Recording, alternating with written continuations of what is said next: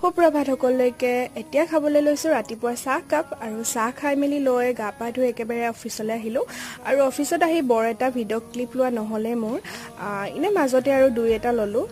যেহেতু আপোনালোকক দেখাব লাগিব নহয়নে আৰু এইটো কুৰ্তাটো মই আজি পিন্ধি গৈছিলো যোনটো নেকি বায়ে মোক চিলাই দিছিলে আৰু এয়া ঘৰত আহি গধূলি সময়ত এফালে আকৌ বায়ে চাহৰ লগত খাবৰ কাৰণে আটাৰ পকৰি বনাবলৈ যোগাৰ কৰি আছে মানে মায়ে বনাইছিলে কিন্তু তাই বস্তুখিনি যোগাৰ কৰি দিলে আজি মেইন বস্তু দিয়াত কি জানেনে ডিম আৰু মসুন্দৰী মানধনিয়া আৰু নৰসিংহ পাত এনেকৈ বনাই খাবচোন আটাৰ লগত বৰ ভাল লাগে আৰু লগতে দিছে পিয়াজ হালধি ৰেড চিলি পাউডাৰ আৰু নিমখ আৰু এনেকৈ অকমান বেকিং অকমান দি দিছে ফুলিবৰ কাৰণে আৰু গোটেইখিনি ধুনীয়াকৈ পানীৰ লগত মিক্স কৰি লৈ